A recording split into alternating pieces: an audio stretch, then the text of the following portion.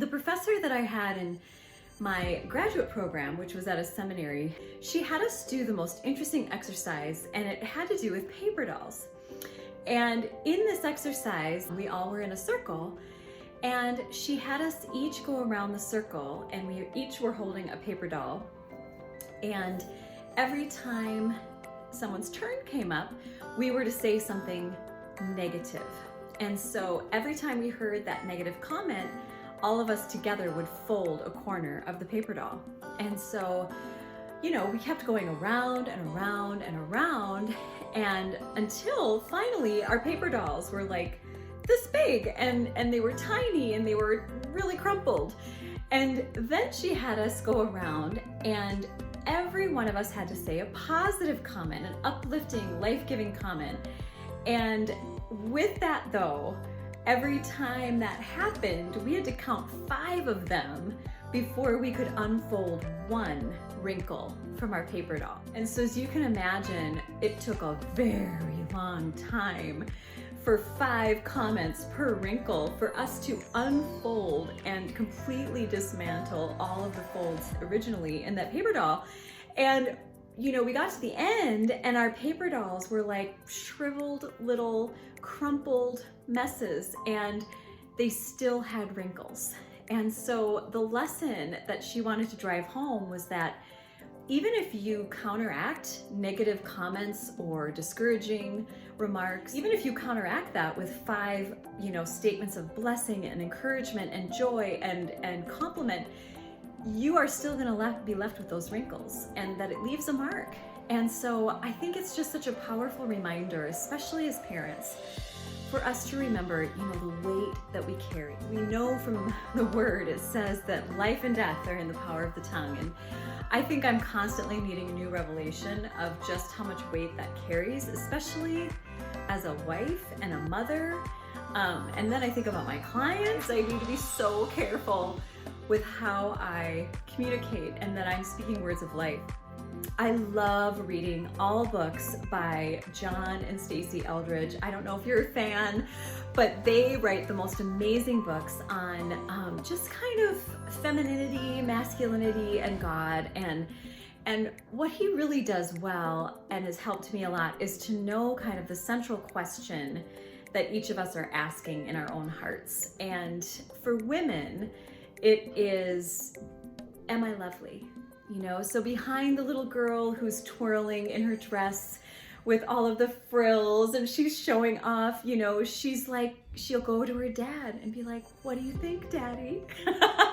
And what she's really looking for is for him to confirm, you look beautiful, you are lovely, you bring such beauty to the world, because that's just a central core desire of women.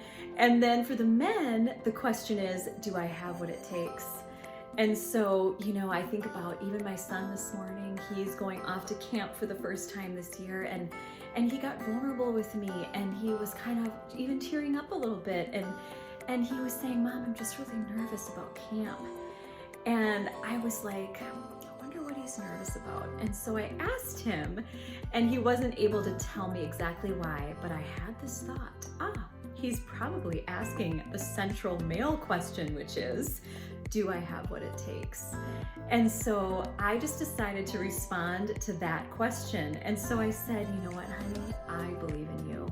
I know that this is an experience that you haven't had before.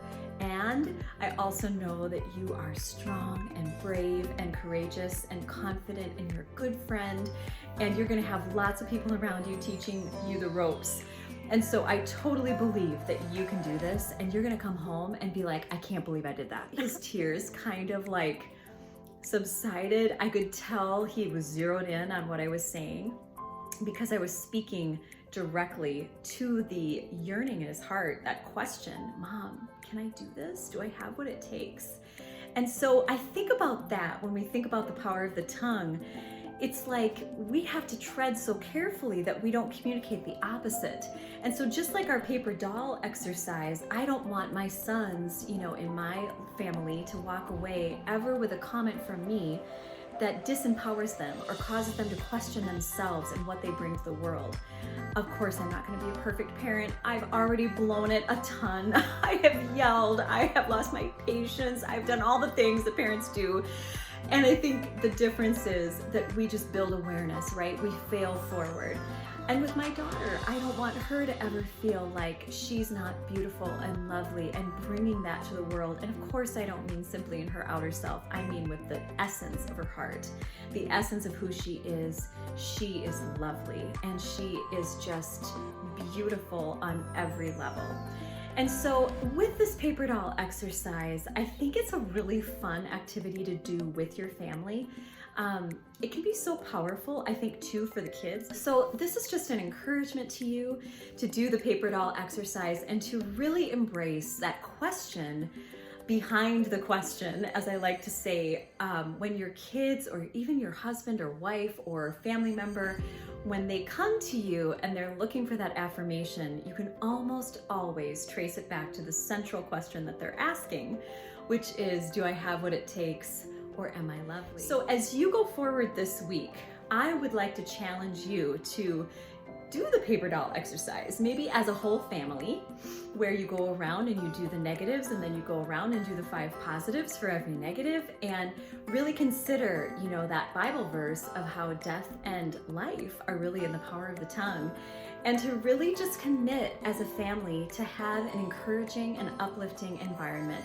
We are in the midst of our homeschool planning these next couple of months, and that is one central value that I hold very highly in our home, is that I want there to be life-giving speak in our home. We need to have an uplifting environment so that we can grow. An environment in which living things thrive is full of life. It's full of blessing and encouragement and peace and joy. And we want to speak those things out and declare them over our families and our kids to create the environment and atmosphere in which to grow as individuals and as a family.